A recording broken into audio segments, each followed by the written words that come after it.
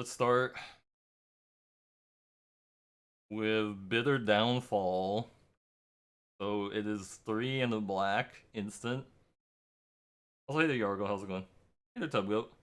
Alright, this spell costs 3 less to cast if it targets a creature that was dealt damage this turn. Destroy target creature, its controller loses 2 life.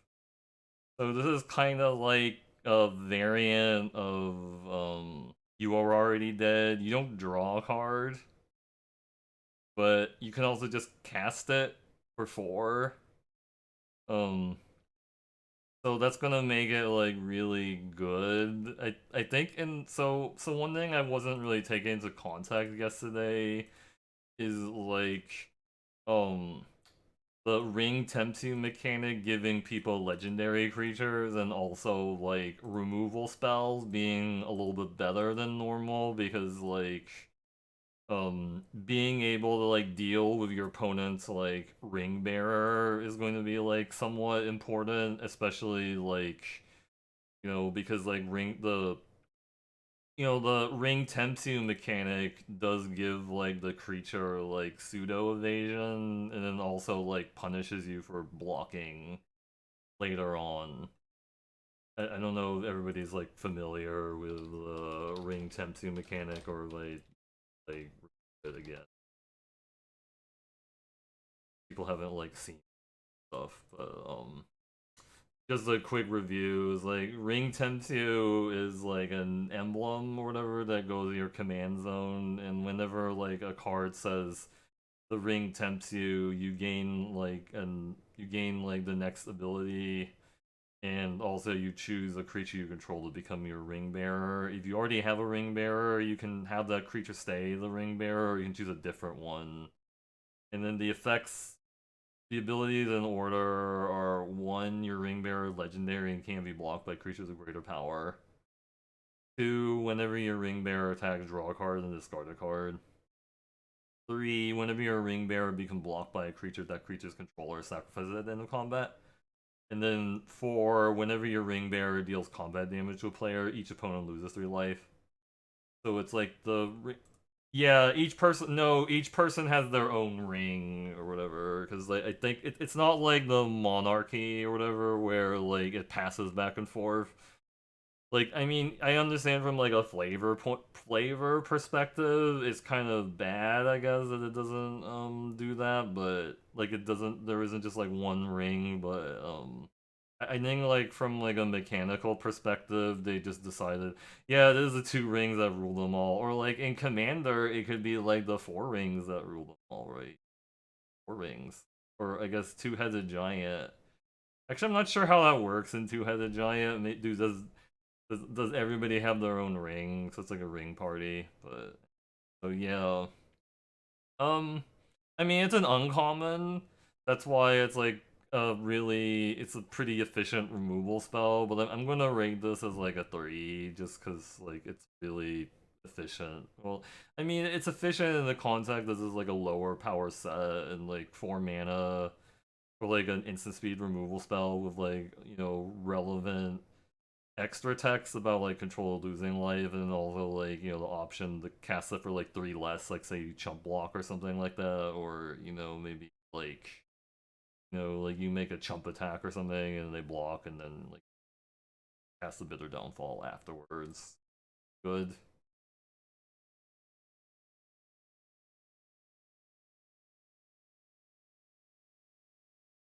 The Black Breath, 2 in the black.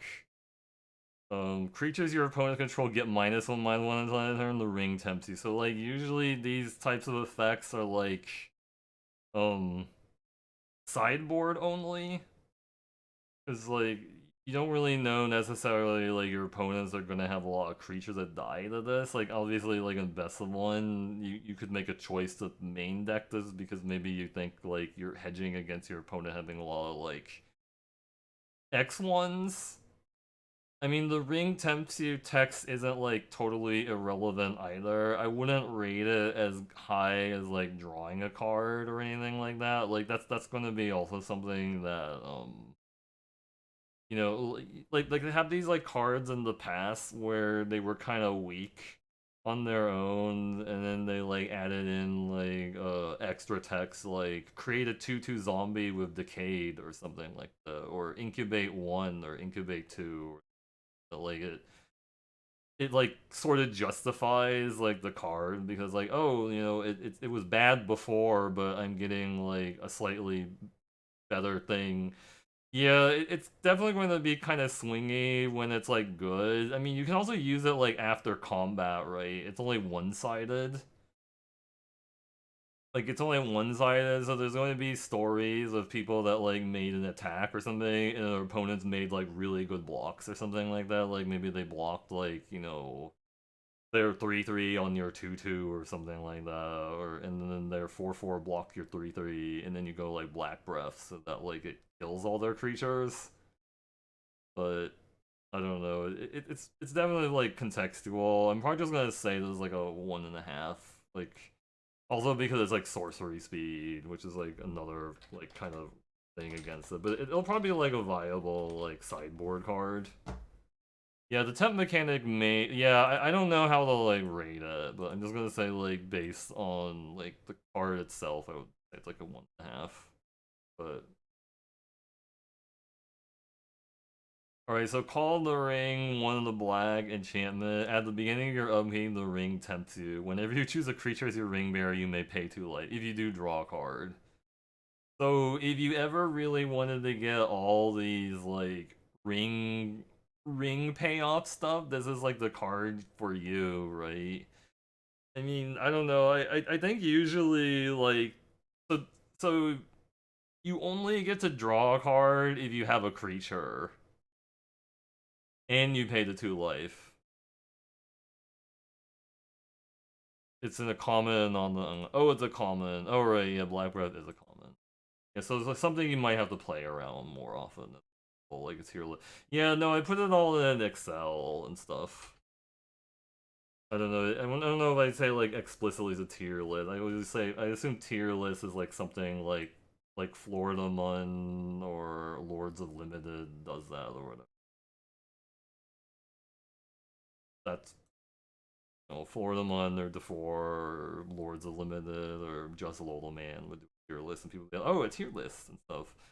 I mean, they've had cards like this before that say like you pay 2 life to draw a card. It's never been that insanely good or whatever, but I think like the value of this card is going to be dependent on like how good like the ring tempting mechanic is and how good the payoffs are, because there's some creatures that care when you choose a creature as your ring bearer, you do like an additional thing.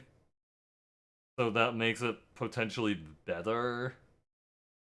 So I'm like willing to like say that it's gonna like at the moment like it'll probably it could play out anywhere from like a 2.5 to like 3 or maybe even better, but I'm just gonna say it's like a 2.5 right now because I don't like I usually think that like paying 2 life to draw a card is not that insanely overwhelming. Like it'll probably end up playing out like a 3, and people will come back and be like, "Oh, this card was insane." For I don't know, you don't always get to draw the card. You actually still have to have a creature, but I mean, you're playing limited. You're probably going to have a creature in play unless you're lucky. I guess drawing a card on other turns is probably gonna make it more likely. Sure, right? 'Cause it says specifically you need to have like a ring, or you need to choose to draw the card or whatever.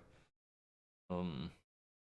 All right, Seer of Ungol Patrol. Try saying that 5 times fast. Seer of Ungol Patrol. Seer of Ungol Patrol. Seer of Ungol Patrol.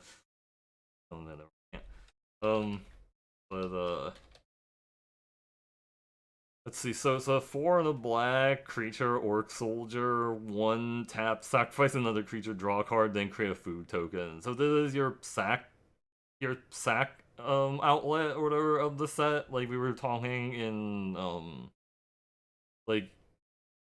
like within the white and blue section, like there's gonna be some things like, do we have you know, where's the creature that does sacking and stuff? And I'm assuming it would have to be in black or red usually. But yeah, it turns orcs into food or whatever. It turns like your, you know, they're 3 mana 2/1 flyer. into a card and a food or whatever. So it's like it has like a lot of different things going on. One, it's like an orc.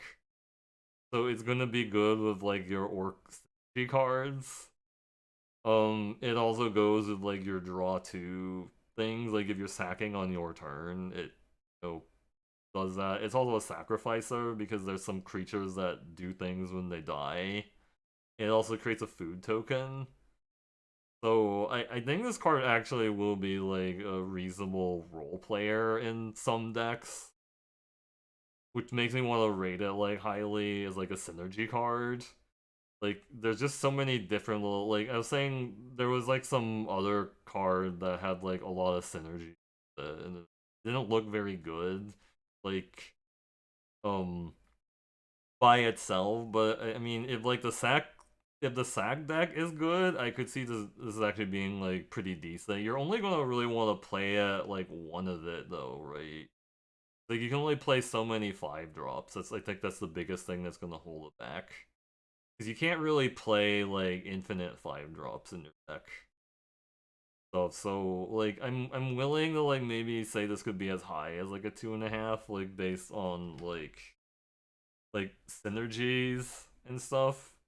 I mean that sounds like crazy that I said the Call the Ring card was like a 2.5, but I also I'm just been kind of low on like that type of effect, like the play the draw card, because it's really like not played out super well, especially because it's not like especially because it doesn't block or anything. I'm sorry, I was like talking about that other card, but claim the precious one double black sorcery, destroy target creature the ring tempts you. So this is basically like the murder of the set. It's sorcery.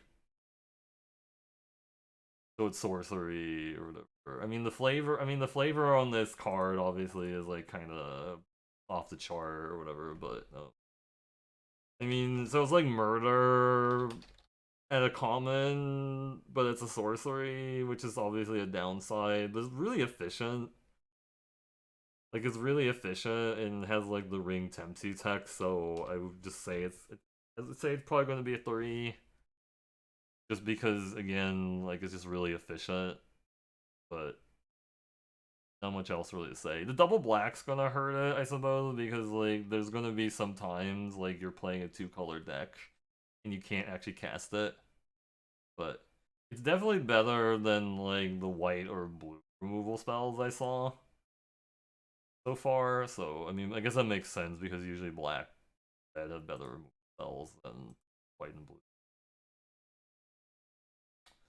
Dunland Creebane 2 and the black creature bird horror flying. When Dunland Creebane enters the battlefield, amass orcs 2. So it's a 1/1 flyer that's not good really. It's kind of like the opposite of Preening Champion. It's like a 1/1 that comes with a 2/2, which is obviously worse than a 2/2 flyer that comes with a 1/1. And sometimes, like, it's because of the way a mass works, it doesn't technically always create, like, a 2/2. It's just adding, like, it'll just add 2 counters to, like, another army already control. But, I mean, I don't know. I mean, I think it'll end up playing out reasonably well. Like, I think it's gonna play out real. No, a mass only creates 1 token. You think it seemed pretty bad. Um, I mean, it's like the opposite of that one card from War of the Spark. It was like the Eternal Even Eternal or whatever. It's like the opposite of that. So I guess that's gonna hurt it, right? Because like Even Eternal was like a 2/2 that amassed 1. This is a 1/1 that amassed 2. So it's like worse because you're getting like the body is gonna be worse. Like I don't know. I think like depending on like how the format lines up, like if a 1/1 flyer is good or if like sack is a real thing because it's functionally like it's 2 bodies for sack. It could be good, but I mean I could honestly say it's probably gonna be more like a 2. I wouldn't say it's like totally unplayable. I think it just depends on like the synergies, but it's not gonna be like it's definitely not gonna be preening champion or even eternal. That was like my thought process. This is like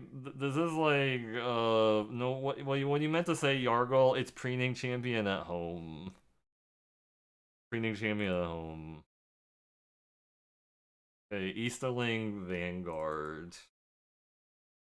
It is 1 and the black for creature human warrior, which kind of looks like a vampire barbarian for some reason. I don't know why, but um I guess like an orc cosplayer, that's what it is.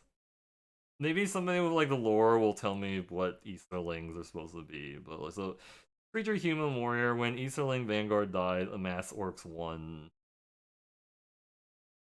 Okay, yeah, so I don't know, this doesn't seem it is basically like your typical like 2-1 that dies into a 1-1. I don't know, it's not like great, but it's just like play it.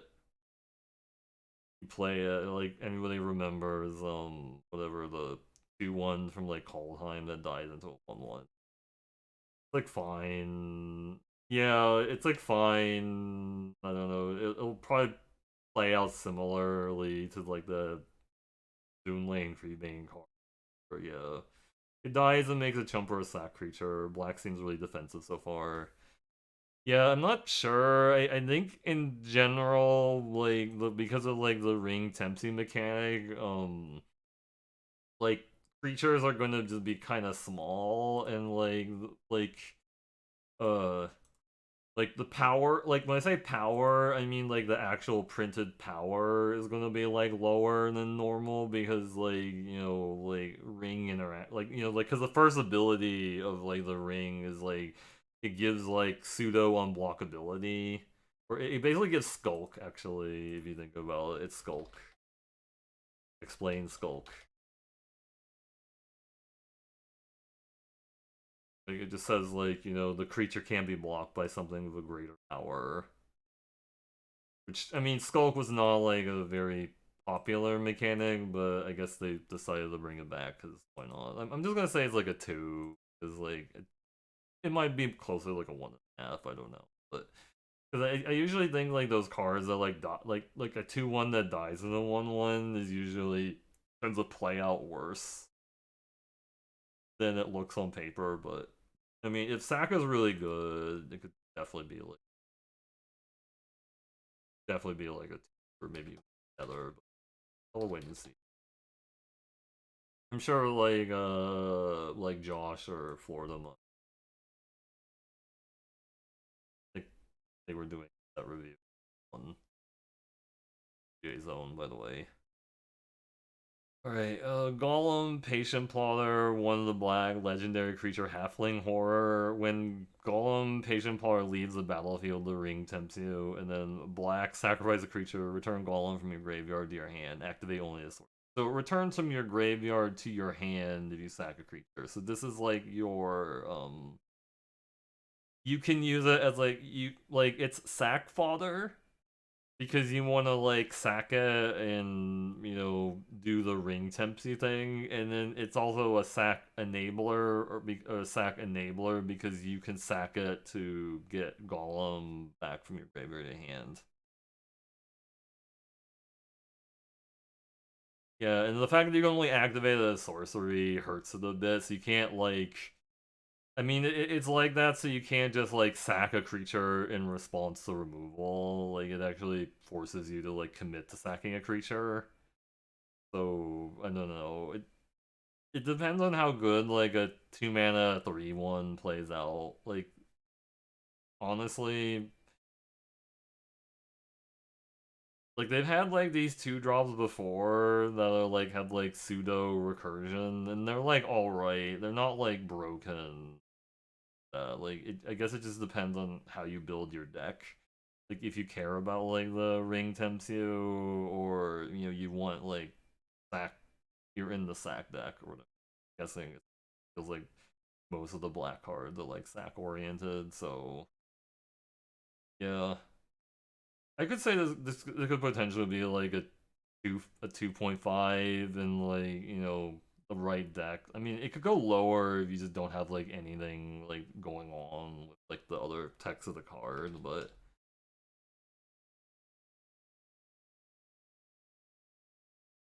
I just feel like everybody's gonna have some way to do it. Okay, Golem's Bite, black, instant.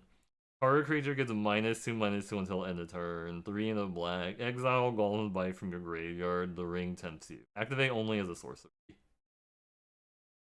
So, yeah, it's Disfigure. It's basically just Disfigure. It's an uncommon. I mean, sure, Disfigure was generally good in most limited formats. It's probably killing most of the thing because everything's like small or whatever, and has it has like relevant text afterwards, right?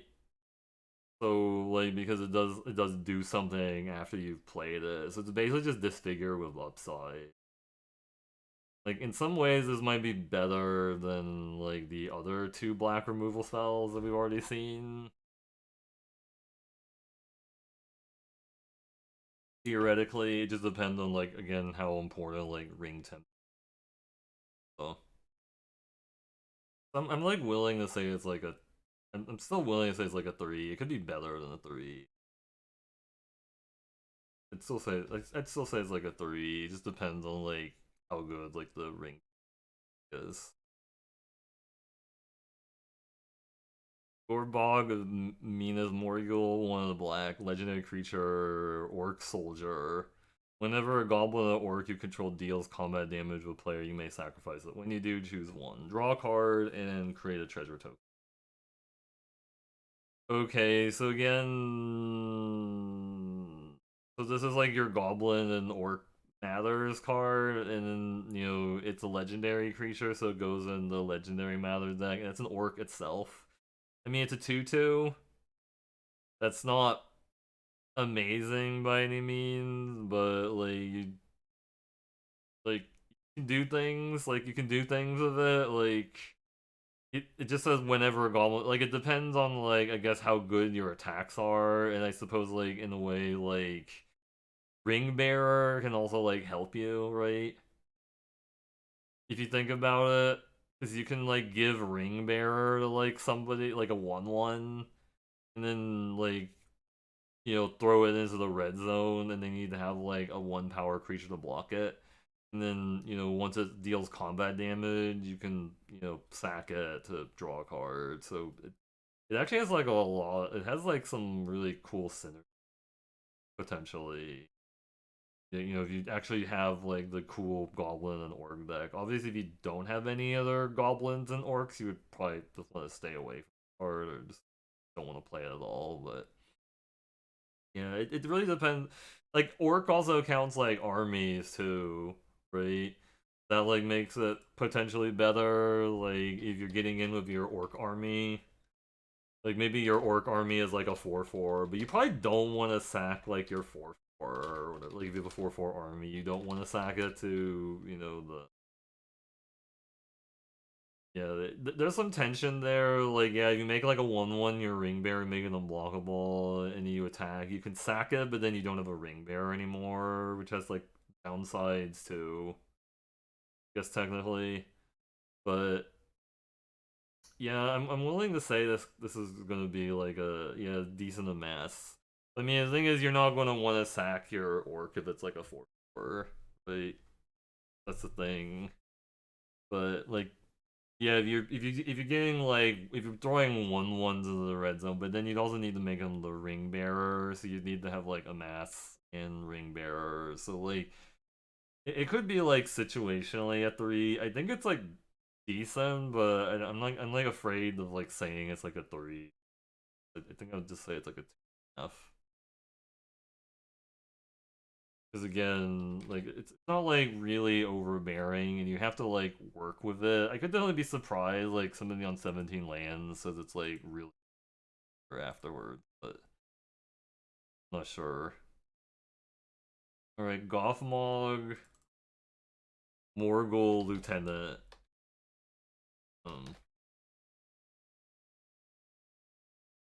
Legendary creature human soldier, so it's a legendary. It has like some human synergies. It says when Gothmog Morgul Lieutenant enters the battlefield, amass Orcs 1. Creature tokens you control have Death Touch. Oh, so this card synergizes with the other card that we just talked about, like the Gorbog or whatever, because it gives creature tokens Death Touch. So there could be a situation where you have like a Goblin token or an Orc token, and you'd like throw it in there, and then they have like this weird situation where like, do they want to trade for like your 1/1 Death Touch, or do they want to like just let you get in and then like sack the 1/1 to like draw a card? Yeah.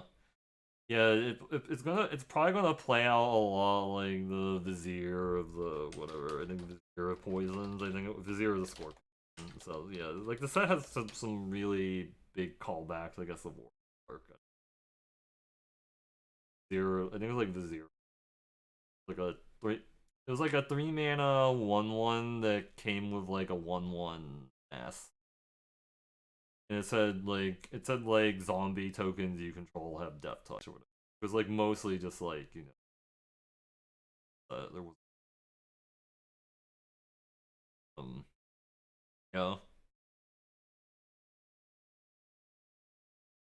The downside with this card, obviously, is they have like instant speed removal, and you make blocks in such a, or make blocks or attacks in such a way, assuming you have your tokens are going to have Death Touch, and they have like an instant speed removal, and then you're going to be like really unhappy because like your creatures will lose Death Touch once like the Gothmog dies. But I could see this card being actually like pretty decent. Or again, it's sort of like token dependent. Like there's definitely a lot of token dependence. So yeah, it'll definitely happen at some point for sure. Yeah. Could just say it's also like a 2.5.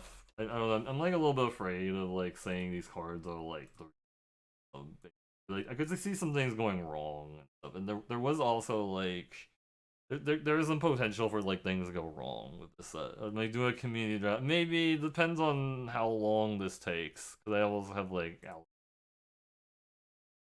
see how long it takes. We're going through this pretty fast actually. Yeah. Yeah, it depends because like yeah, it depends on how fast this. Right, Grimo Wormtongue, 2 and a black.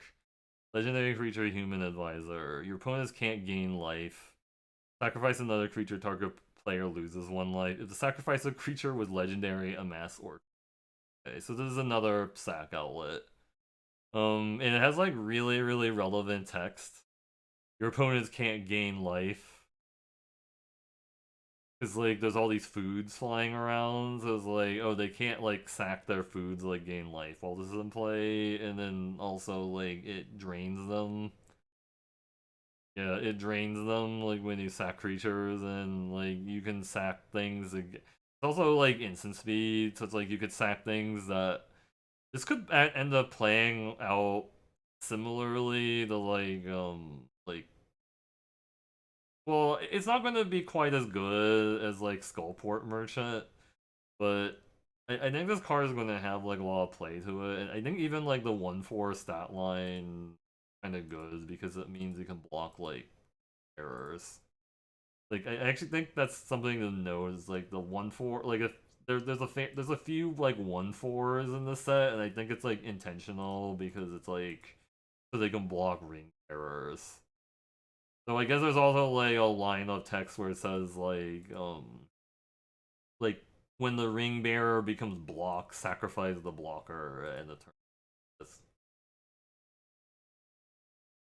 Say your opponent has like a 2/2 ring bearer and you block it and sack your party coming. So yeah, I feel like this card could play out like Goldport Merchant. It just depends on like how good like the food deck is. technically.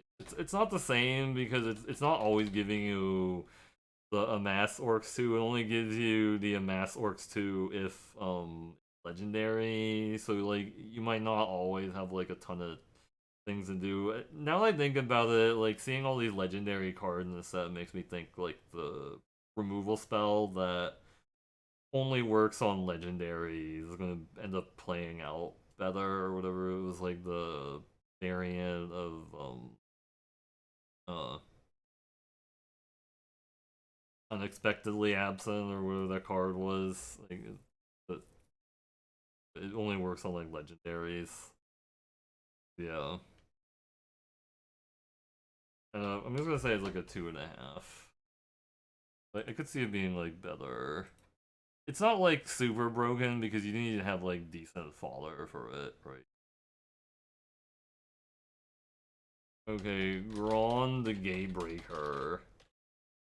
3 and a black, legendary artifact vehicle. Trample. As long as your turn you control army, Gron the Gatebreaker is an artifact creature. So it counts as like a legendary creature. If you have like, I mean, you could still crew it. You don't, but I mean,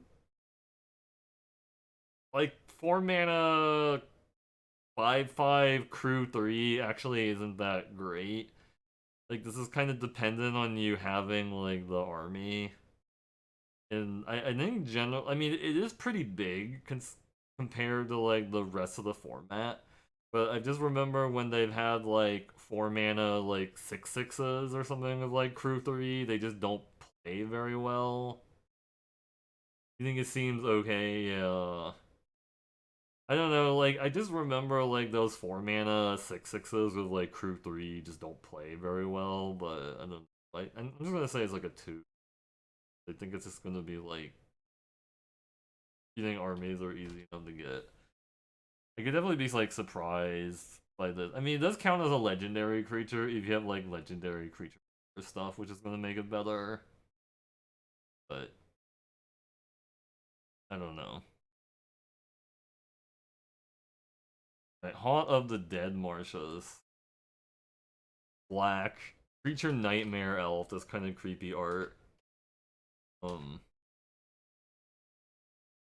When Haunt of the Dead Marshes enters the battlefield, scry 1, and then 2 in a black, return Haunt of the Dead Marshes from your graveyard to the battlefield tab. Activate only if you control legendary creature. So, um, yeah, it's the sack father of the set.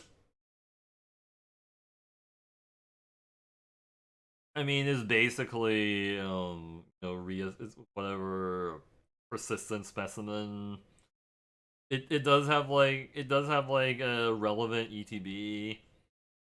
The downside is that it's going to be pretty.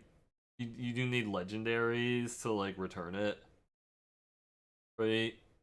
I could have. I definitely think I may have like undervalued things like persistent specimen in the past or whatever because like some people really played it a lot, even though like for me it always felt like persistent specimen like a. But there's possibilities for this card to be like really good or whatever. It just depends. I mean, it depends on how good like 1 drops are. Like I could just be underrating it. Like maybe like 1 drops are gonna be like good set. So like I mean, it again also it's like a 1/1 so we can block like errors or like if they're also like it does also work with like the scry one, so it's gonna be a good enabler or whatever. Like in the decks that want scry one, and they also have legendary creatures, and they also have like outlets or whatever. So yeah, um, how would I want to rate it? I probably just rate it as like a 2 still because I think it's gonna be like fine in the decks that want it, but I'm generally just like kind of low on like 1 mana even with like recursion. I'm sure like Isaiah will come in here like, oh man, it's really good.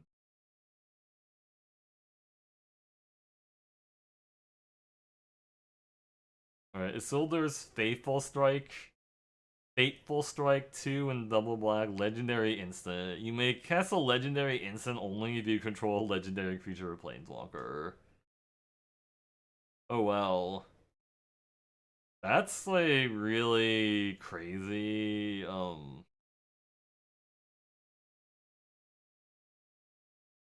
So it's like it is like a very conditional card. Like you need to have like a legendary creature or planeswalker. If anybody remembers like um legendary sorceries from like Dominaria, like in I guess in particular, if anybody remember, I think it's like Yawgmoth's or Vile Offering or whatever. Right? Um, I don't remember Yawgmoth's Vile Offering being that insane or whatever. It was like a 5 mana sorcery, like legendary sorcery. It's like return a creature from a graveyard to the battlefield and then destroy target creature. It's like it was worded that way so that you can't like return the creature you destroy. You have to like return a creature first and then destroy something. Like a 2-for-1, I guess, in that regard, with like a big tempo swing if you could actually cast it. Um it does seem like there's a lot of legendaries, and with like the ring bearer mechanic making a creature legendary, that's gonna make it like easier to like cast this. So this could be really insane, I guess. I don't know. It just depends like how often are people gonna be like holding cards in hand, right? Like there's definitely gonna be some bad beat story about someone who had to like exile 3 cards to this because like they were like mana screwed. And then, you know, there's also like there's gonna be also be plenty of times like you deck this and then like the exile cards in their hand didn't actually do anything, so that like makes me want to rate it lower. You think it's a command? Yeah, yeah. So it's probably gonna play out worse than like the other remove spells as a result. 'Cause, yeah. I mean, I don't think it's gonna be super hard to get like a legendary creature because of the ring bearer mechanic, but it's like the secondary text might not matter that much. Is the thing. I also just remember, like, in Dominaria, Yawgmoth's Vile Offering wasn't considered bomb or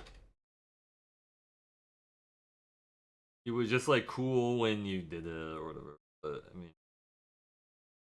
I mean, we probably need to get, like, Sierkovitz in here to, like, say how many, like, legendary creatures there are in the set and stuff. But, I mean, based on what I'm seeing, I was gonna say it's, like, it'd be worse. Like, it just seems like it's gonna take a lot of work to do it. It could be closer to like a 1.5, honestly. So it's like situational.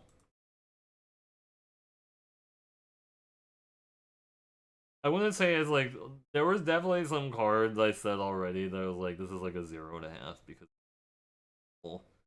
but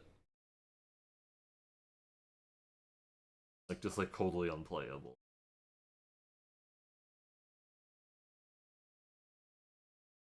Yeah. No, it's definitely gonna be lower on like the removal section for sure. It's just like it's hard to evaluate like that second part, but I'm actually thinking people are gonna overvalue the mind rot effect. Like people are gonna imagine like these scenarios where they actually got mind rot and creature, and they're probably gonna like forget times. Because yeah, you can't cast it if you have like no creature. Like like the only reason I would rate it is I want to have because there's gonna be some situation where you get like the mind rot and it's gonna bust it, but or better. Lash of the Balrog, 1 black sorcery. As an additional cost to cast a spell, sacrifice a creature or pay for, destroy target creature. So, wait, are there no planeswalkers in this set? I just realized that. It's like the first set with no planeswalkers in a while because I haven't really seen like things that like reference planeswalkers. But I guess that makes sense because like they don't have planeswalkers in the universe.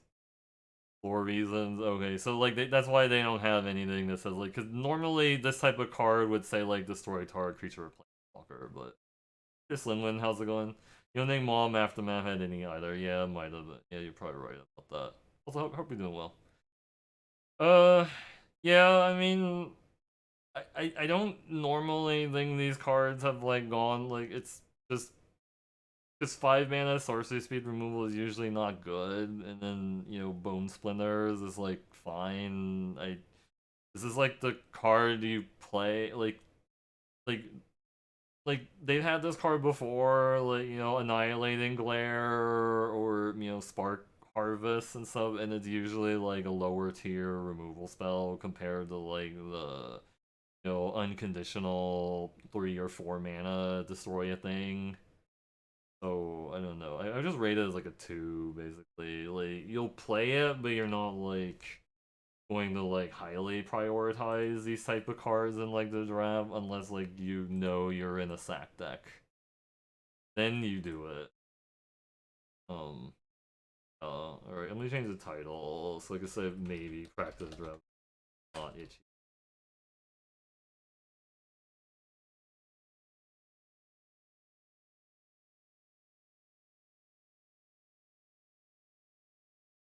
Yeah, I mean you can still play it in any deck for sure. Like it does have like diminishing returns because there's only like so many like um 5 mana sorcery speed removal spells you ever want to play.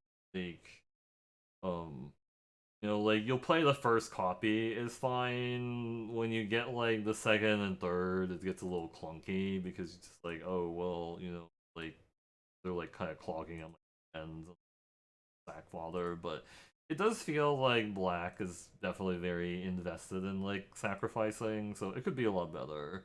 You think it's strong and limited, yeah. No, that's fair. Yeah, I've been rating like the other removals just look so good though. Like that is a thing. The other removals I've seen, except for like the legendary and where it seems. I don't know, maybe I'm actually wrong. It is more like a 2.5 out of 5. Where's I at? Oh, right here. Did they have evil halflings in this universe? Or I'm not sure. I guess we don't technically like imply like I don't know.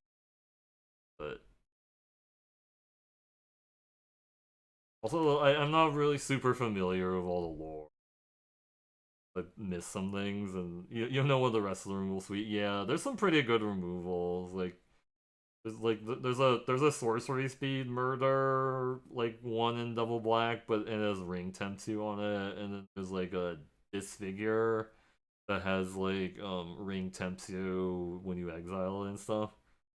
And there's I mean I guess those are one of those is there's like a 4 mana destroy creature. Its control loses 2 life, but it costs 3 less if the creature was damaged this turn.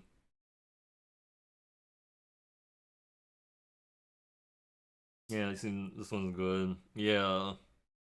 Lobelia Sackville Baggins. That's a lot of words. 2 and a black. For some reason, she really likes silverware, I guess. Legendary creature, halfling citizen, Flash Menace. Um,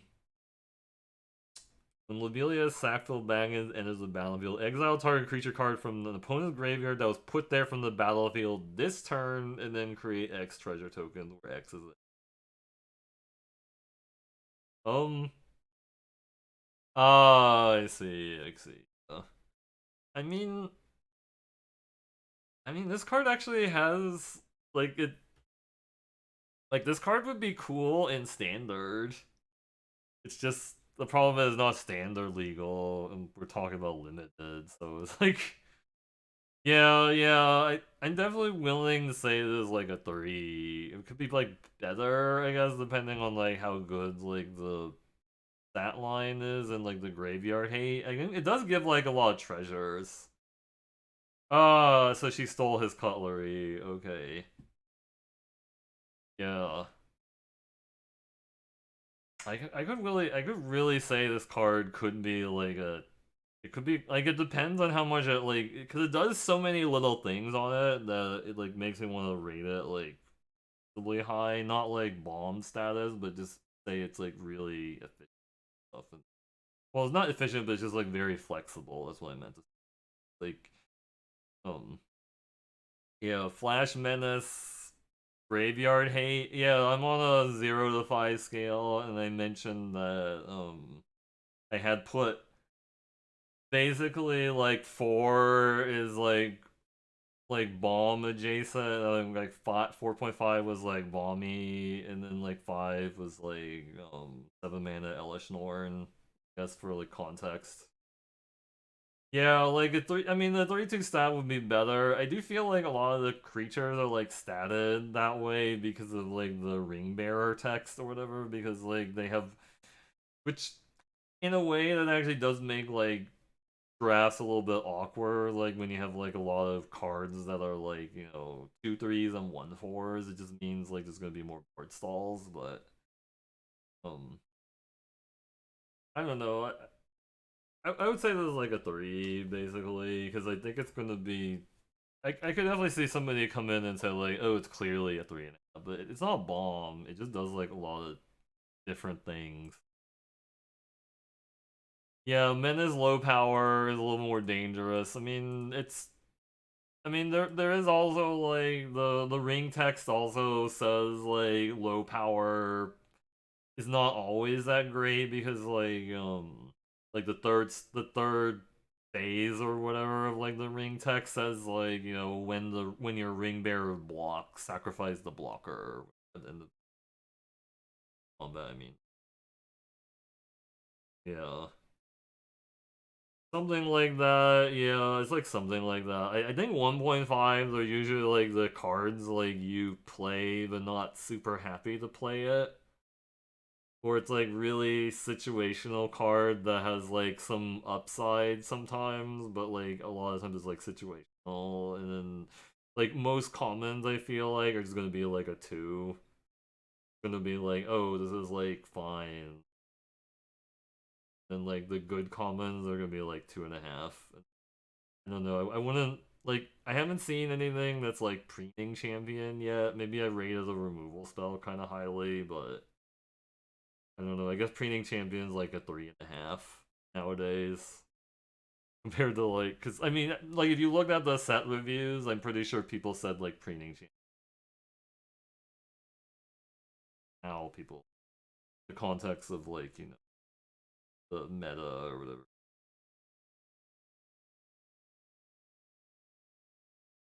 Sorry, I was like kind of ranting about champion. You always love training team was always thought was good. Yeah, I can like look up a early guide to like see it, but I don't want to do it right now. Like about the 2 pieces of cardboard theory. Yeah.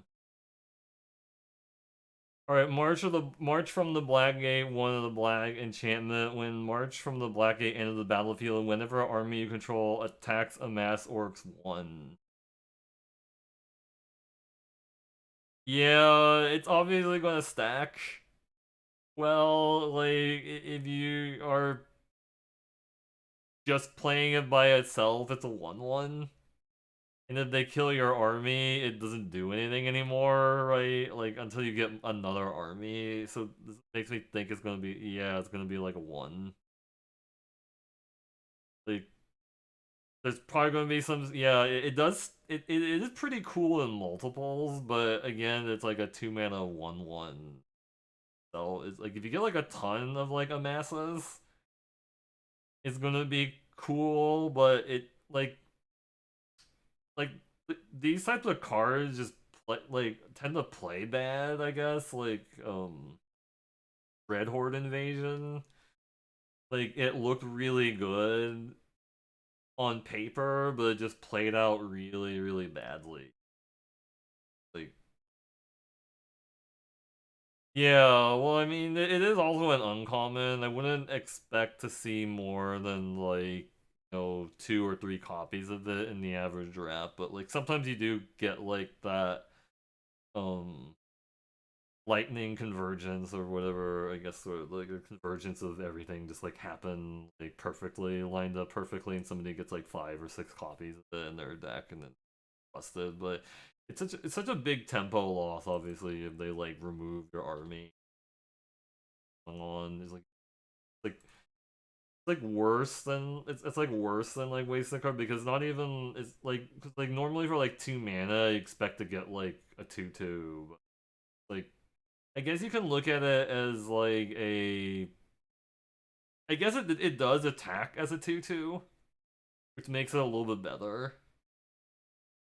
Because like it's whenever it attacks, like it's just a 1/1 when it starts, but then as soon as you attack, it's a 2/2. But like we're like making the assumption, is my 2/2 going to survive combat, and sure, it's going to be very snowbally card. It's sort of like quadrant theory, if we're going to apply it to this card, when it's very bad when you're on the defense or you top deck it, and it's really good when you play it early. So I just want to rate it like a 1. But I mean, it'll probably be like really good deck that has like a ton of them.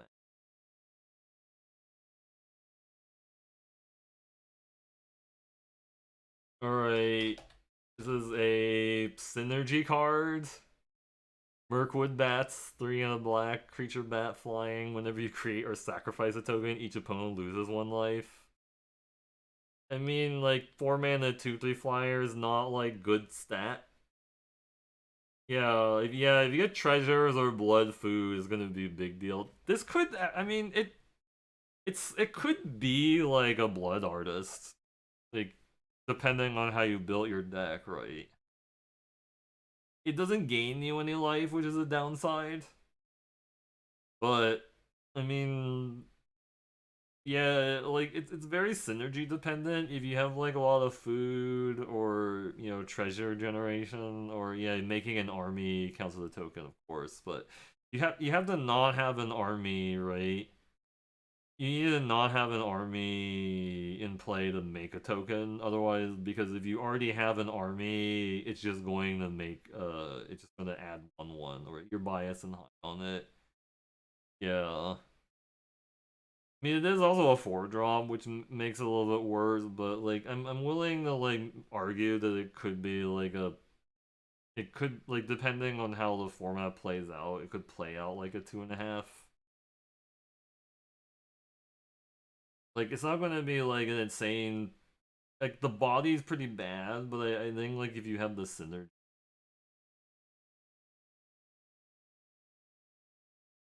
that's what I'm thinking.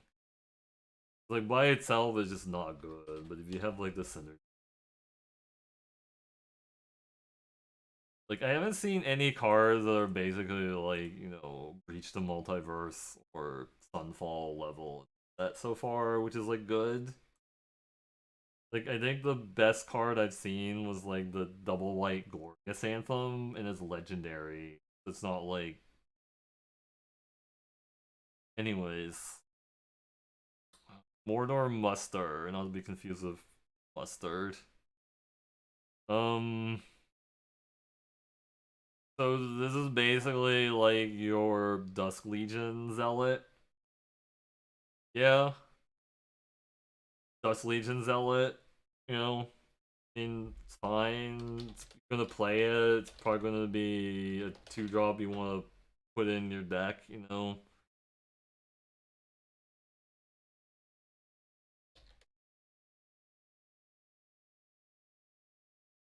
Like Dust Legion Zealot. You'll probably play like as many. You'll probably play like multiple copies of it. Just there is kind of a limit on how many 2 mana 1/1s you can play, but they do replace themselves. Like, not bad. And like if you get like multiple copies, it does love, yeah. I mean, Not just a 1/1. Yeah. Yeah, I'm definitely willing to put it between like a. It might not always be an extra blocker. It might just be a counter on somebody else, which is kind of a thing too. So it's like there is some tension with like the sack deck. It's similar to like War of the Spark, how like when in like War of the Spark, when you were playing the black red sacrifice deck, you wanted to like play a mass and you wanted to sack your guy right away so that like the amass you weren't like wasting like a mass like you're not wasting it because like you're technically wasting it like if you are actually putting counters on your amass you want to make the amass and then amass again sack it the mass again and then like the black red deck is the ones that want to play all the hey, thank you much for the resub. 20 months. Oh my god, thank you very much. Shake my fox at you. Really kind, thank you. I appreciate it, Sepsis Bear. Hope you're doing well. Also, hey there, Searing Blaze. I think it was fun. I think it was like reasonable, Searing Blaze. If anybody's like has played War of the Spark that wants to like offer feedback, let me know. But like Aven Eternal was like the main thing, was like the main way people did it. There were like other amass cards. So you're gonna enjoy. All right, enjoy the dog walk. All right, let me. We're gonna take like a really quick break to like look at amass and search. I think it's pretty reasonable. So,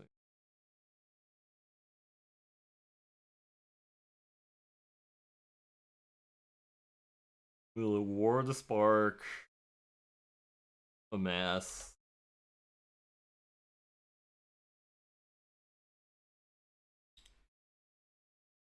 So let's see. Kalez's missile.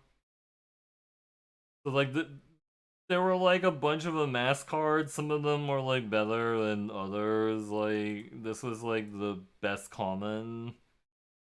It's basically a 2/2 and a 1/1, a 2/2 flyer and a 1/1. Because like Searing Blaze was asking about amass. Sorry about that. We were like I'm like a little distracted. Kala's dismissal was like a bounce spell, the mass one. Yeah, no, we were talking about a mass like as like a history lesson. Or like kind of go back a little bit. We'll ask about it. Lazotep Reaver, this is like a 2 mana 1/2 that amass one. I think it played out well. There were plenty of amass cards you just didn't want to play, but like they're definitely like good ones. Sorry. So yeah, it was good. I think also another thing to know is that War to Spark Grixis is like much better than White and Green. That's that. You just don't think it feels good enough. Correct. If you already have an army, it just grows the existing one.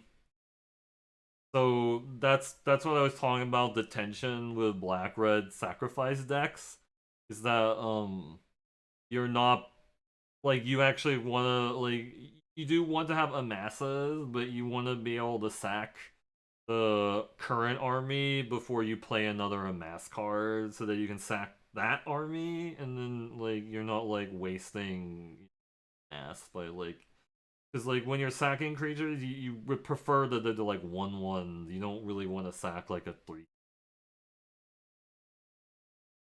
mass buildup. You don't know how good this format. Yeah. Well, I do think like a mass has some issues. Obviously, like it's weak versus like single target removal or whatever. Like if you spend a lot of effort building up like in the mass card. So I think I'm just gonna say this is like a 2 or whatever. Like I don't think it's gonna be like an amazing common, but it'll be like it'll be like reasonable to play like the first couple copies. Like I don't know if you're gonna play like 3 or 4 copies because it's gonna have weird stacking of itself depending on what you're trying to do. I mean, it is also like the more amasses you have, it does kind of like it is like sort of like an egg basket thing too, because like you're like if you play like 4 amasses or whatever, and then you make like a 4-5 or 4-4 or 5-5, like making like bounce spell better. But we also noticed that like the 2 mana blue common bounce spell doesn't work on token. But the 4 mana grip tide does work on tokens. Well, I guess it works on non.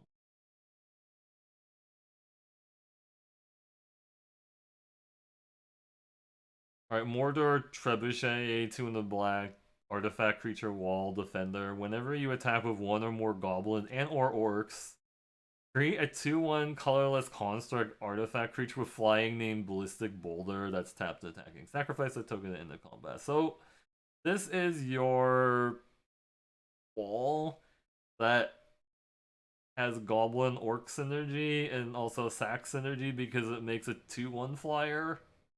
That this is also going to like test people's ability to like hold priority in like Magic Online and Arena because like it's going to, so it generates a 2/1 flyer that's tapped and attacking. Um yeah, it's the boulder, right?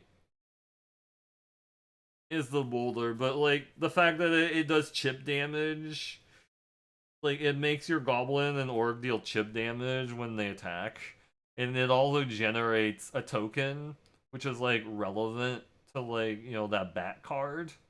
Like if you combine this trebuchet and the bat card, it's kind of cool, right?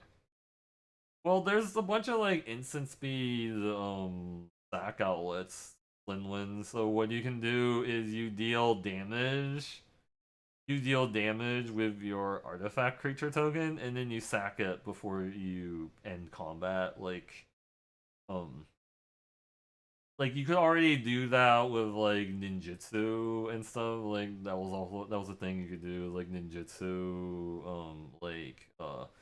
Using ninjutsu after damage dealing.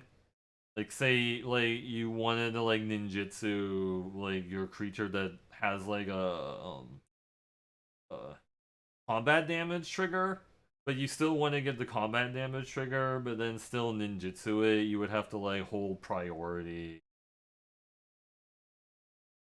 So do the thing after the combat damage, but before combat. So it's like it forces you to like put in like another stop if you're playing. Like I mean, like not everybody has like an end stop on Magic Online, Magic Arena. But it's just something that like it's like a little bit of weird. Oh, I guess yeah, there's sorcery speed sack stuff. Then yeah, yeah, I mean, yeah, a lot of the time these cards work out is like, yeah, you tap. It's like, you're right, Smurvikins. A lot of these cards, like that Night Wall or whatever, that like pings whenever like you can ping, you can tap it to ping and then untap and we play a night. It's like a little different. Like it triggers when you, but it's a Goblin Orc synergy card. It's got like sacrifice synergy. It's good with the Mirkwood bats. Um, So yeah, if you're playing goblins and orcs, you're gonna be good with it. Pretty decent at curve out for the orc thing. And again, it's like a 1/4. It's got like that stat line to like block the low level ring bearer. Yeah, I'm just gonna say it's like a 2. It could be better like if you have like the synergy. So I mean, this could be technically be like again like the Mirkwood bats. It could be a lot better, but I don't know. I do feel like it's gonna get hurt by people playing it the wrong way. People are just gonna play it in like the decks where like they just don't goblin or orcs. Because it's specifically like a tribal payoff that has like a little bit of Saxon. Alright. Orgul Night Wound, 1 of the black, enchantment aura, enchant creature. Enchanted creature gets -3/-0 and has at the beginning of your upkeep exile this creature unless you pay 2 life. Um, Usually these types of removal spells don't play out very well. Like they've had like Wither Crown, probably like the closest example of it. Yeah, like it's bad. I am Numbskull. Like Wither Crown is like a similar card. Like this obviously is different because it has a cost of 2. You have to pay 2 life and also exiles. So there might be like it does turn off like recursion, but yeah, usually like these Punisher cards are like not good, and you should try to avoid playing them. So like I would say it's like a 1. Just try to avoid playing it unless like you just didn't get any other removal. There's gonna be some time like somebody's gonna say like, oh, this was really insane against. Again, most of the time like these Punisher.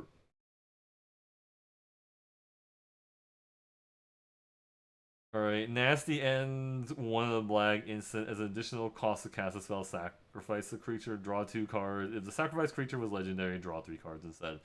So this is basically your Deadly Dispute, Altar's Reap variant. It is like worse because it doesn't generate a treasure. That's like was like the biggest reason. Like the biggest reason like why Deadly Dispute was so good is because it made a treasure. Well, also because you can sack treasure to Deadly Dispute. I mean, it's just like basically Altar's Reap that has like, a little bit different text. So I would just say it's like Altar's. I don't know, you're spending 2 mana to do this, and then like in the past, um, like they've kind of moved on to like, village rights or like 1 mana, so like it's like harder to like leave this up as like a situation, like a response to like removal, because like 2 versus 1 is like a lot. So I think this is gonna be like very. This is definitely not going to be Deadly Dispute level in terms of like, oh, I will always play like Deadly Dispute type card or whatever the one from like Baldur's Gate. No, I guess that was that. I'm just gonna say this is like a 1.5. Like you can play it, maybe like a ton of like. If you're really deep into the sack deck, it's gonna get better than that. But I don't like again, like I think the 2 mana like hurts it compared to like village fights.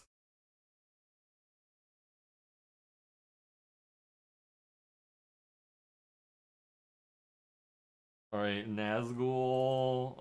Wait. Oh, right. So this is like your reward for drafting them all, but so Nazgul 2 and a black creature Wraith Knight.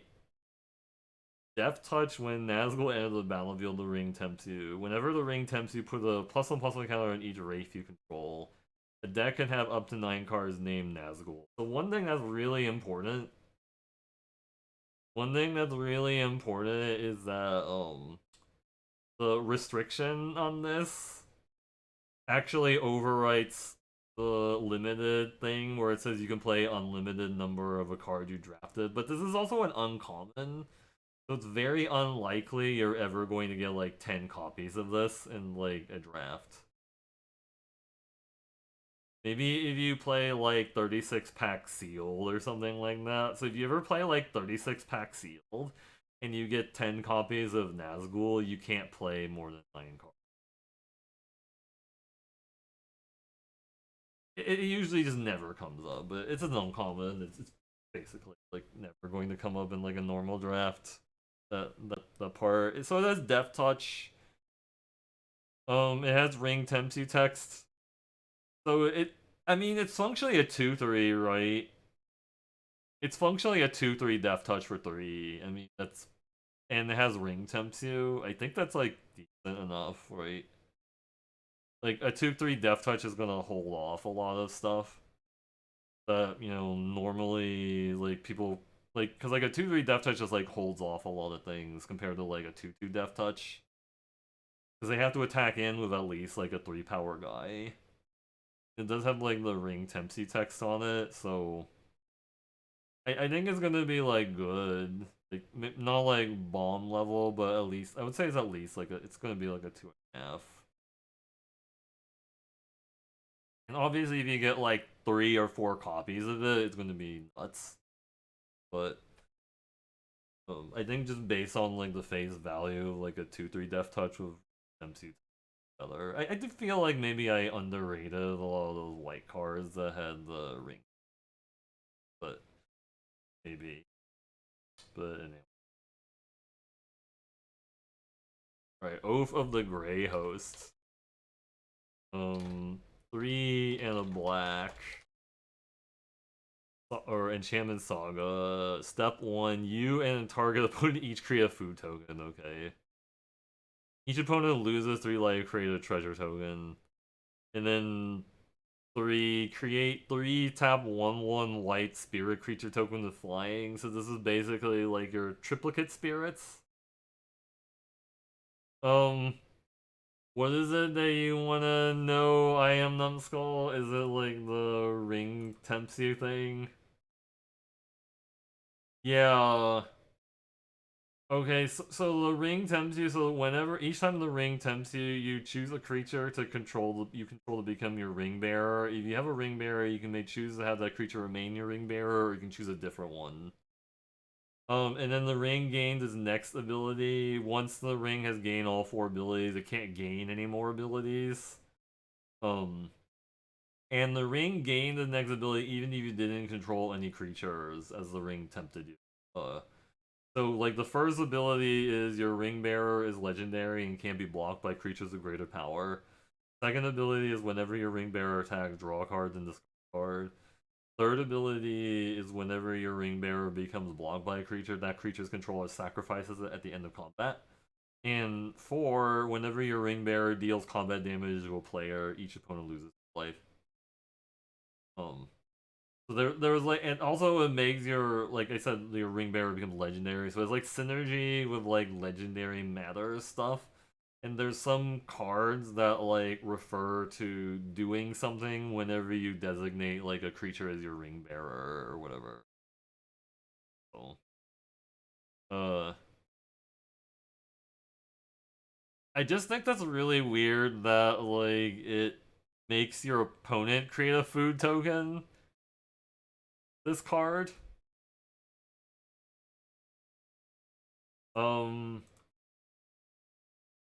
everybody has a every so each person has their own ring, but you need the explicitly draft cards that say the ring tempts you. Like, because you only gain the ability when you play a card that says the ring tempts you. So I think this card, it's it's like a slow triplicate spirits. How good is like slow triplicate spirits is gonna be? I mean, they also enter taps, so you don't get the block with them right away, which is kind of awkward. But it,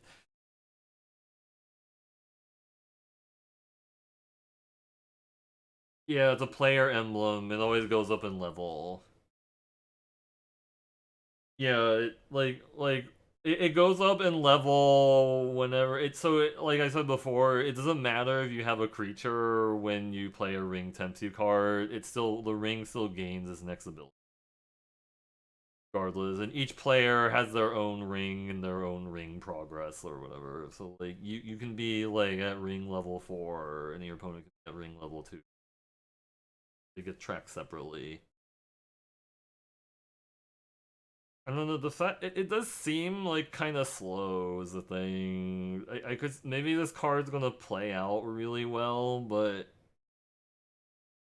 like it takes like you have to wait 2 turns to get your spirit token. They don't get to block right away. Yeah, it does ramp like the next turn. It's just it is hard to like evaluate or whatever, right? Like I think like these types of cards that like multiple 1/1s, they tend to play out better than like cards that would make like a single 3 because it's like I think typically in the context of like you don't like chapter 1, yeah. I mean, it is a little awkward that it will trigger your opponent's create a trigger or create a token or food synergies, which is awkward. Yeah. I don't know. I think based on just because it takes a long time to like create like the tokens, I think it's gonna be more like a 2, but I could definitely see this as again a card that like 17 lands it says is really but I also don't really know what the hell is going on. The art, I guess it's like it's a wizard and a soldier and they turned into skeletons. That's what happens. Like maybe someone from like the wizard, like the like Lord of the Rings lore is gonna tell me like, oh no, they're turning into skeletons. I don't know. All right, One Ring to rule them all, 2 and double black. Enchantment Saga. Oh, those are the 3. Yeah, yeah. Have they announced the archetype? I think there was like an article that covered like the limited archetypes and stuff, but um alright, ring tempts you, and then each player mills cards equal to your ring bearer's power. Okay. Destroy all non-legendary creatures.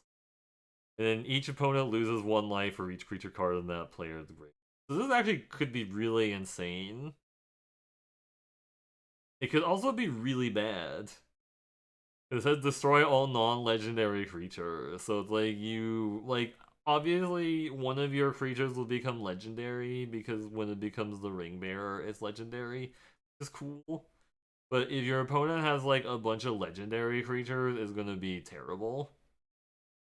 Like, but I mean you can build around it, and it does like nug them for, you know, some amount of damage. I mean, so like these delayed board wipes have historically been like a little bit bad. My experience, like the delayed, like you think is decent, yeah.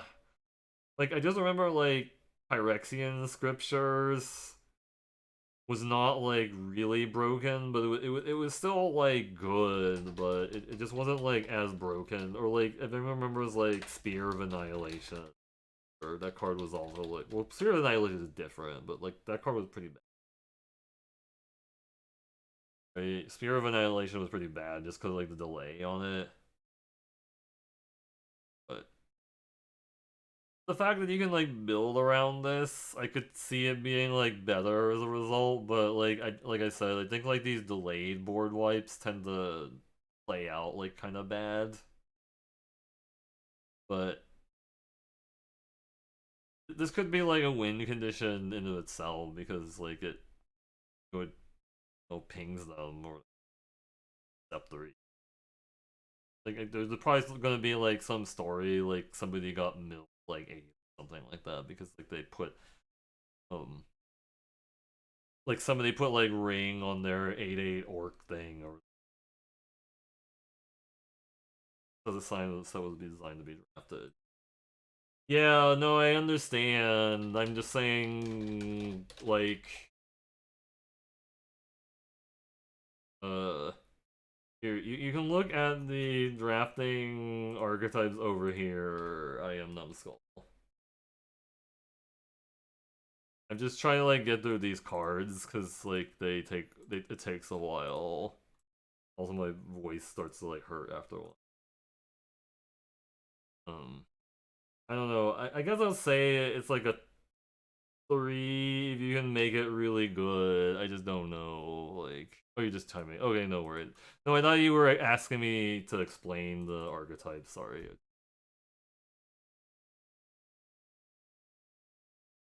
Um, I think this is so Orcus Bowmaster. It's like a 1 of the black creature orc archer flash. When Orcish Bowmasters enters the battlefield, and whenever opponent draws a card except the first one they draw in each of the draw steps, Orcish Bowmasters deals 1 damage target then the mass works.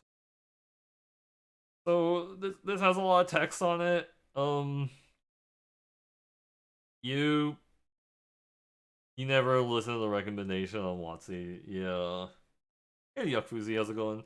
Yeah, I think this is more like of a constructed card than a limited card, but I mean, it's basically like, if you think about it, it's like two 1/1s that ping one, and it can go anywhere. You can go at a creature or go at your opponent's face, like if you nothing else to do. But it also has flash, so you can just do it in the middle of combat, and like there's definitely some like lines that I feel like this card potentially has like some it could have some like really big blowout potential where like your opponent casts like divination and you flash this in response, and then it enters the battlefield. You get to ping once for one, and then your opponent drew two cards, and then you'll ping one twice, and then you also get to amass orcs, three times. So I think this could be like really strong even in limited. It's just like situational, but I just think like the possibilities, like, because there is a fair amount of like card draw, like even like the ring bearer, for example, draws a card, right? If it does, the ring bearer draws a card when it attacks, like it does a loot or this, so that would trigger this, like if your opponent has like ring bearer and they attack you. It it's definitely going to like warp games sometimes. So I mean, I don't know if I'd say it's a bomb, but I'm definitely willing to say it's like still going to be like good, and there's going to be some situations where it's really bad, but I'm willing to say there's like a 3.5. It's like it could potentially be like actually in bomb territory, but I think it's just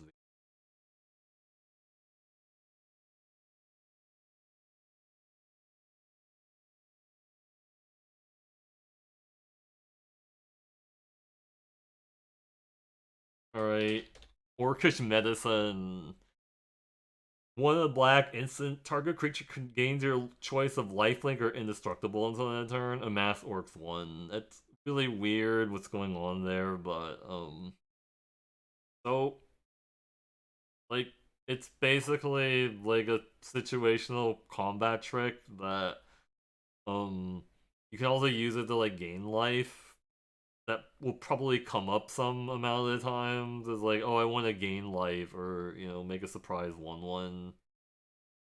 I don't know, but again, I don't think like these types of combat tricks are like insane. It does make a 1/1, I guess, but I think it's just gonna be like a card you play, but I don't know. I don't think it's gonna be like broken. So I'm just gonna say it's like a one.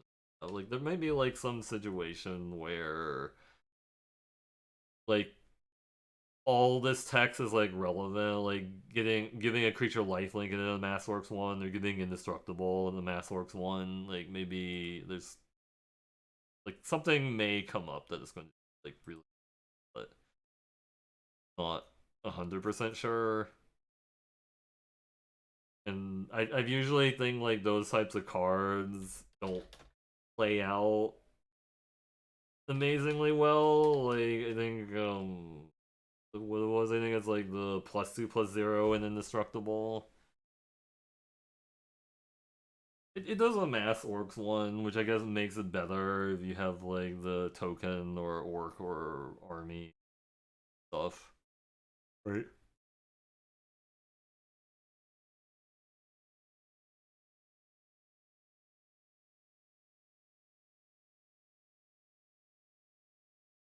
Alright, Sam's Desperate Rescue, black sorcery. Return target creature card from your graveyard to your hand, the ring tempts you. So does this raise dead with ring tempts you text? Um I don't usually think these cards are like great. Like the reason people want to play these types of cards is because they give you like an actual 2-for-1, like the 3 mana like Unseal Necropolis, or like Urborg Repossession type card or whatever, because they give you an actual 2-for-1. But I mean, you'll probably play this And again, I guess it depends on how much like the ring tempts you matters. You think the rate seems good. I just think like Raised Dead in of itself is usually not that good. Like if anybody's familiar with like Raised Dead and stuff, like the reason the 3 and 4 and potentially even 4 mana ones that like are good because those are like 2 for 1. You look at Raised Dead versus like Soul.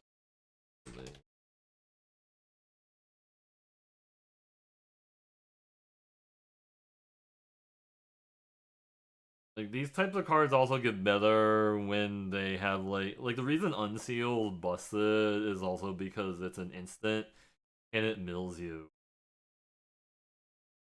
Because like milling you gives you like additional like option comes down. Like it's cool when that happens. But you may be biased, yeah. I'm gonna say it's like a one.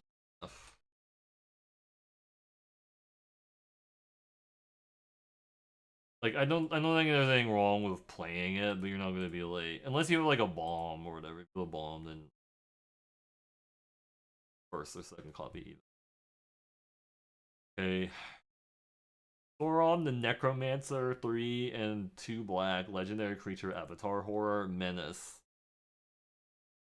Whenever legendary creature avatar menace, whenever Sauron the Necromancer attacks, exile target creature card from your graveyard. Create a tapped and attacking token that's a copy of that card, except it's a 3/3 black wraith with menace. At the beginning of the next end step, exile that token unless Sauron is your ranger. Um. Okay, so this is like quite. This is basically like your bomb card of the set. Um, like it does like a lot of things. It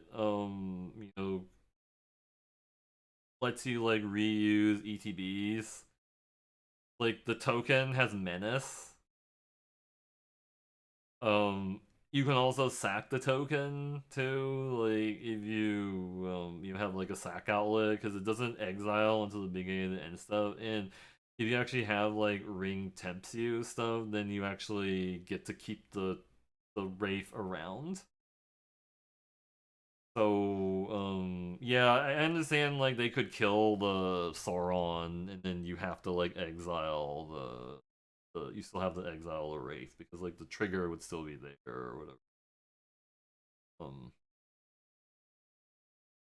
so it like I mean this is definitely I would say this is a bomb based on what like, I'm seeing. Like you don't get to like exile the same creature over and over again because it does get rid of it. But yeah, I'm gonna say to the 4 because it looks very very strong. Like I would just be like definitely a card that like demands you remove it. Like if your opponent plays it. It will definitely like has the potential like snowball because like also also you can like so it only says at the beginning of the next end step. So if you create like the token and they don't kill it right away, then this trigger doesn't exist anymore. So like the Wraith token sticks around even if they kill Sauron later. So it doesn't really like it can definitely snowball that card. You actually have like enough ring tempsy stuff and you keep going around. But that would actually be like an incentive to play like the Raised Dead, and also an incentive to play like the Industry trick to protect the Sauron. Yeah, I saw like Ben Wern was doing drafts of it. I don't know if he was playing it on app or alright, Shadow of the Enemy, 3 in triple black, sorcery, exile all creature cards from target player of the graveyard. You may cast spells from among those cards for as long as they remain in exile, and mana of any type can be spent to cast them. Okay, well, this card seems like uh really slow.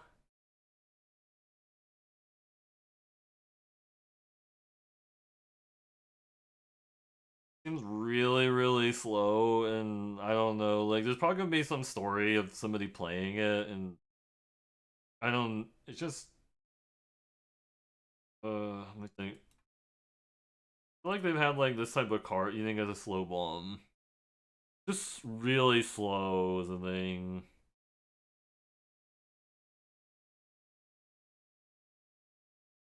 Yeah, I guess like getting to like replay 3 creatures or 4 creatures is kind of a big deal, even if it's just like really slow. But I think this could be like anywhere from like like a 1 like terrible to like a 3.5 based on like the format.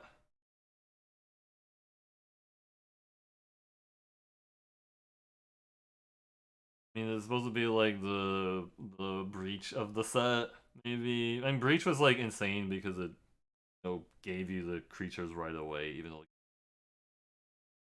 it doesn't save you. Yeah, it's just really slow is the problem. Is like that's why I was like thinking it's gonna be like a 1. There's probably gonna be like some story someone cast it and it was like insane. You know?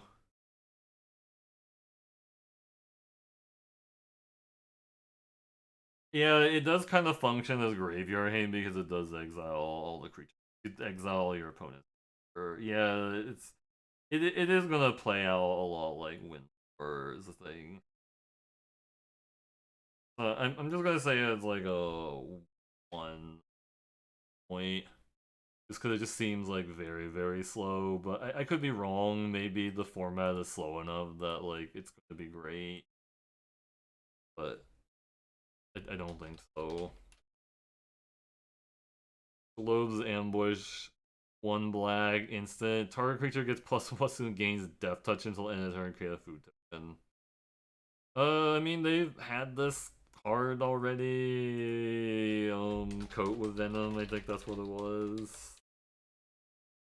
And it was good, and it was good in that format. This is basically just Coat with Venom with, like, a food token. And I think I was like ranting earlier about like the difference between 1 mana combat tricks and 2 mana combat tricks. I think this has the potential to be pretty good. There's also a lot of like 1 mana. There's sorry, not 1 mana, but there's a lot of like 1/4s and like 2/4s that this goes well with.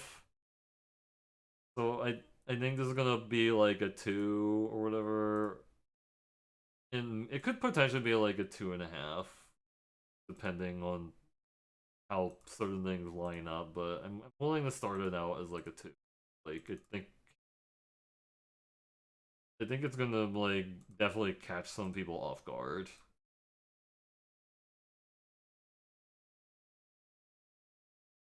Alright, Snarling Warg, 3 in the black. Yeah, it's just a combat trick. I mean, true. Like Wings of the Cosmos ended up playing out really, really good in Kaldheim, and there's a Wings of the Cosmos type card in this set, which I think has like a lot of potential. Like Wings of the Cosmos being like a 1 white, untap a creature, give it +1/+3 and flying. But I mean that has obviously different too. Um okay, well yeah, this actually looks pretty decent in the Goblin Orc deck. Like a 4 mana, so Snarling Warg is a 3 in a black creature wolf menace. As long as you control a Goblin or Orc, Snarling Warg is +1/+0. I mean, yeah, a 4/4 menace for 4 is strong. It has Goblin and Orc synergy. Is not a Goblin itself or an Orc itself. It doesn't have any other synergies, which is kind of awkward. Like, it's not like there's like Wolf synergies, but this is a reasonable payoff for being in Goblins and Orcs. You know, so I'm willing to say it'll be like a 2. Hey, The Sims, how's it going? Your computer decided not to run Windows 8. Oh, sorry to hear that. I mean, have you just had your computer for a while? I don't know. Did it just, like, burn out? Who knows? Sorry to hear that. Yeah, I saw you were streaming Fortnite earlier. Hill Giant gets more and more obsolete every set, yeah. I mean, this could be really good. The reason I'm just not rating it like a 2.5 is because it skipped all the leg days. Yeah, I'm not rating it any higher is because it doesn't really it's basically like a payoff for paying Goblin Orc, but it doesn't have any other like synergies. I guess is like with it. But this could be playing out like a 2.5 practice, and then just rating everything really low because it's so biased by like margin. But alright, the Torment of Golem. 3 and a black sorcery. Target opponent reveals their hand. You choose a non-lane card from it. That player discards the card. The mass works too. 4 mana discard was a lot. I just remember that Toll the Invasion ended up being reasonably alright, but like it's a big difference. Like 4 mana amass 2 versus like 3 mana amass 1. It just makes me like less excited about it. Like I think this is probably a card you're gonna like bring in like from the sideboard. But like again, it's like 4 mana. It just depends like how good amass is in this set. I think like it is obviously like it's bigger than like full, but it's like 1 mana more.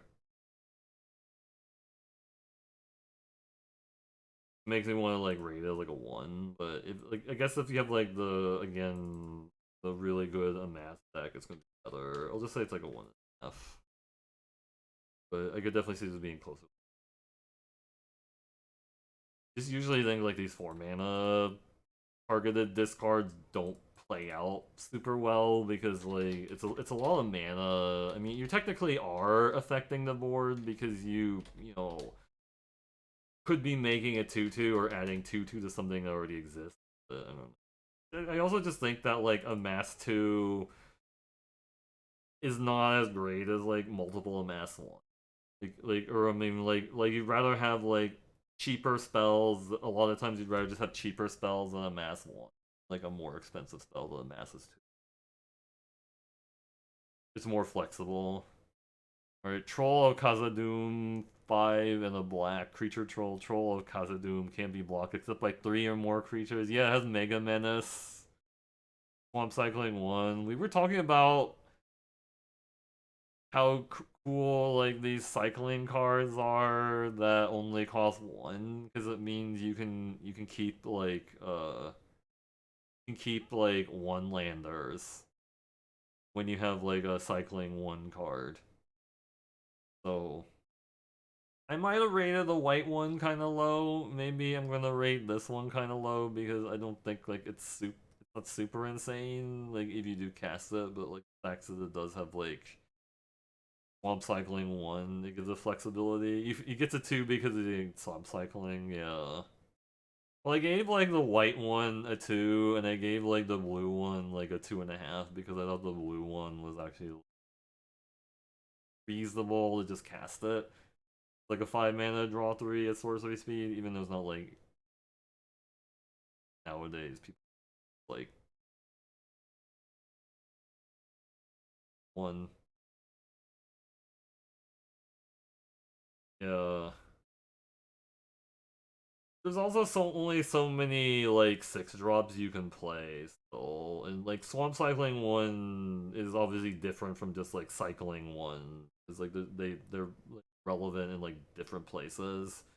Like theoretically, if you have like enough land cycling 1 card, you could cut land from your deck, but then you're never really going to be able to like cast them as like the thing, which is becomes a land that you're paying 1.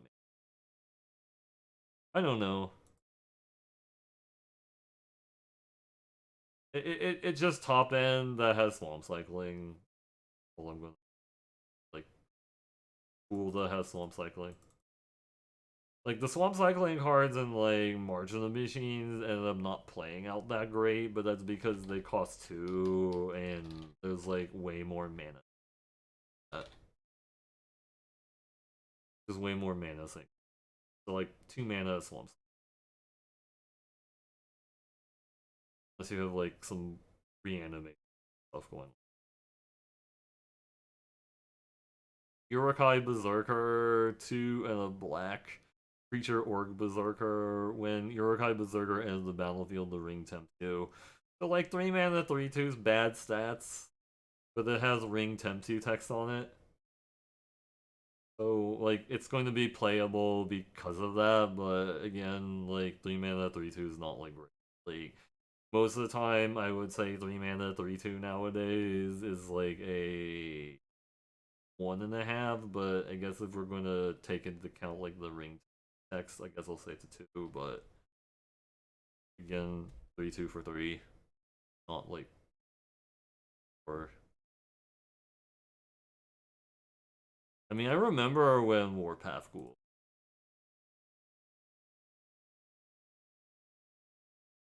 When I say it's not, I'm not even saying it's good now. I'm just saying it's actively bad. All right, Voracious Fell Beast, 4 and 2 black creature Drake Beast flying. When Voracious Fell Beast enters the battlefield, each opponent sacrifices a creature. Create a food token for each creature sacrificed this way. 6 mana, 4/4 flyer that makes them sack a creature, and it gives you a food. I mean, like, fine, it's your 6-drop. Again, you can't play too many 6-drops. They could sack like a 1/1. Kind of unhappy if they do. There's gonna be like some blowouts where they only have like, you know, they're 5/5 or something and make them sack it. There's like a huge amount of variability on like these edict type cards. The Felbeat was still hungry, yeah. Yeah, just gonna say it's a 2 at this point. Like, not something that you want to write home about. Like, again, 6-drop. 6-drop, like, win condition slash, like, pseudo removal. Not, like, great. Because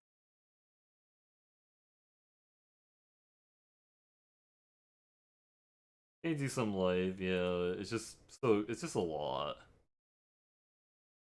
Alright, Witch King of Angmar, 3 and double black, legendary creature Wraith Noble, flying. Whenever one or more creatures deal combat damage you, each opponent sacrifices a creature that dealt combat damage you this turn, the ring tempts you. Oh Jesus, this looks like a bomb. Okay. Well, this looks like a bomb. Right off the bat, like, I'm gonna say it's like a 4.5.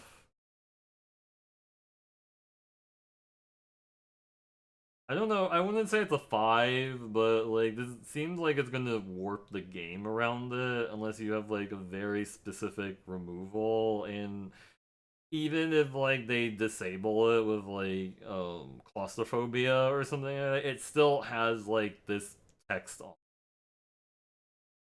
Like, I think this looks like the best card in the set in limited so far that I've seen, and I definitely expect a blue card at some point. Yeah, I mean, if they hit you with multiple things, they only have to sack 1, but this is gonna warp combat around it for sure.